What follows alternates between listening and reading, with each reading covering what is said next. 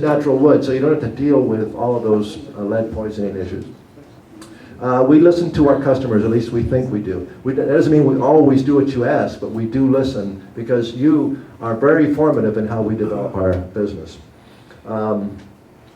Jerry, as a sales manager, is probably in communication with you folks more than anyone. Our tech support people are also in communication with you. I'm not going to drill down too much on this TagMe touchscreen monitor, but that's a new software system that's going to be similar to what you see in restaurants, where people just boom, boom, boom, boom, and pulls it all up, no keyboard, so there'll be a keyboard on this system, but it's going to be for limited SKUs. It's not going to be for the entire product line. That's going to be designed primarily for a small footprint, and I think what we're going to end up doing is a 12 by 18 jig, and this 12 by 18 jig will maybe hold 20 SKUs. And those 20 SKUs will be the only SKUs that you offer on this machine. And so as soon as you punch in on these TagMe systems, whatever it is that they want, they'll point and say, we would like that pocket knife. Well, you go in and pull that pocket knife up on this TagMe software, you type it in using your keyboard on your monitor, and you send it, it'll go right to that location on the 12 by 18 jig, so you don't need to have 20 different jigs. One jig will hold all 20 SKUs. That's for a high performance. If you're at a county fair, for example, and you've got lines and you don't want to sit there and deal with all these issues, then that type of a system will enhance your flow through. It'll speed up your setup time. It won't speed up your laser time, but it'll speed up a lot of the mechanics of getting the SKU from when the customer walks into your store into their hands. High volume, limited SKU selection. PDV, our factory support for large orders.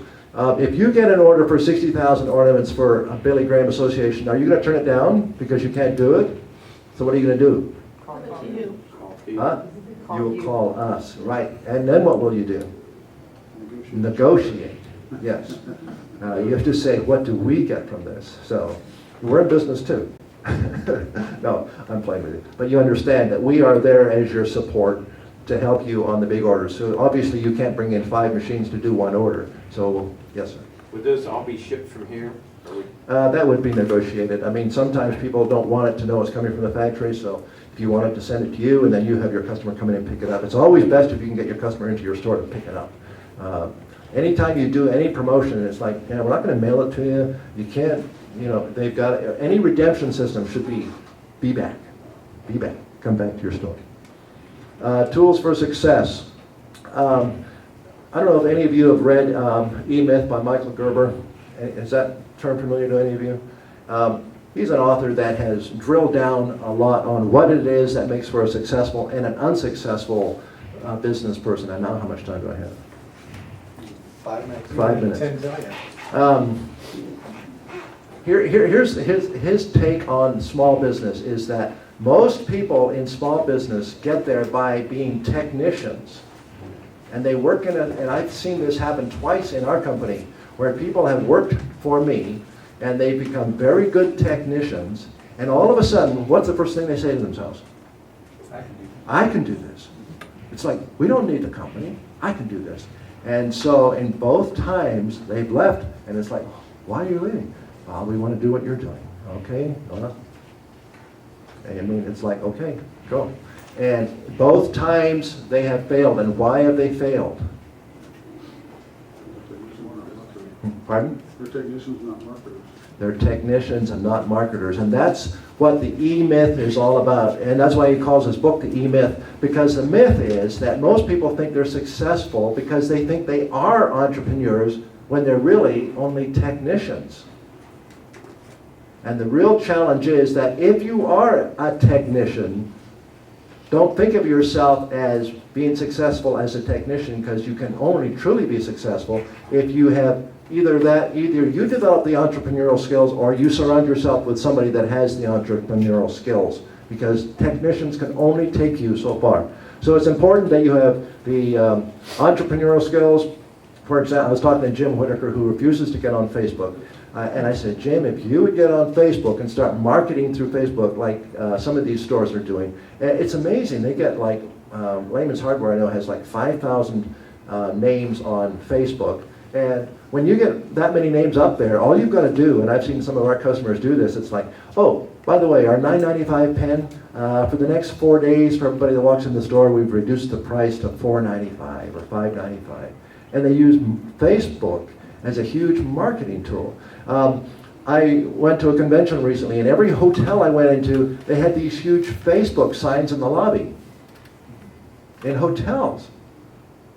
They want your name. They want you to be on their website looking at their Facebook. So when they send out a message saying so-and-so is coming to town or this is our room rates for the week, they are using Facebook to promote rooms in their hotels. So if you're running retail stores and you're not on Facebook because you don't like to be on Facebook like Jim doesn't, that's fine. Guess what? He has his son on Facebook.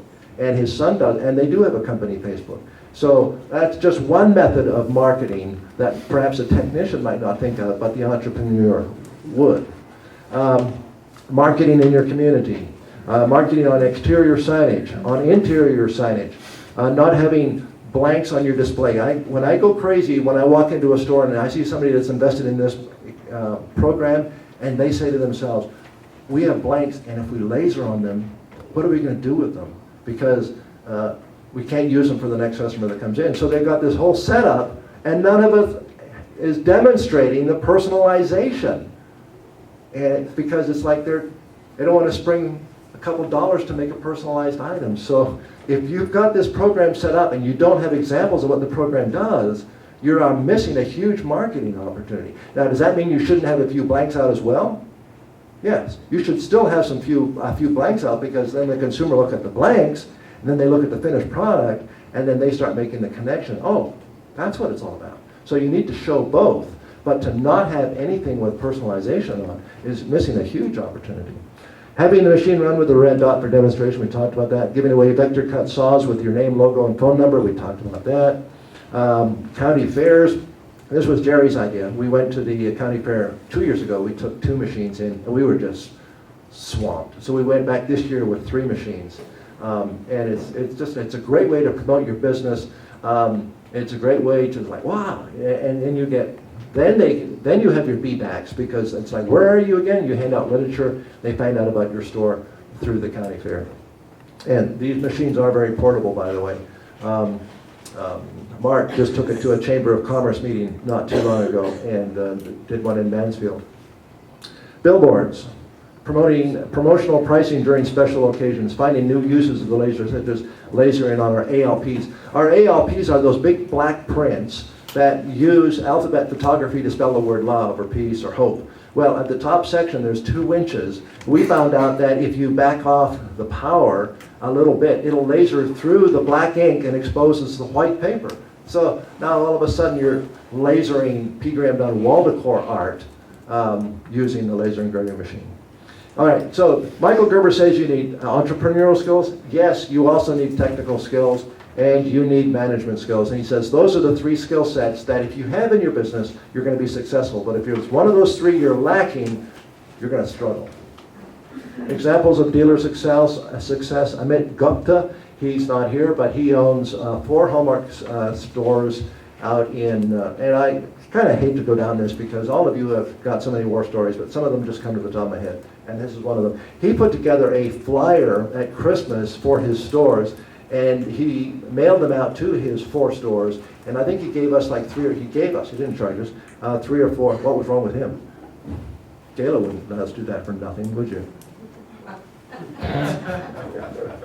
Anyways, he gave us 3 or 4 pages in this flyer and promoted P. Dunn product through his Christmas flyer. So Joe saw that, and Joe said he's going to do that here for this store and for our other company stores this Christmas, right? Mark Stouffer, Chamber of Commerce, I already mentioned that. Joe Hagman, I already mentioned that. County Fair, I already mentioned that. Northwestern, I already mentioned that. Stores with 2 machines. Jeff Williams is here from Texas. Put your hand up, Jeff.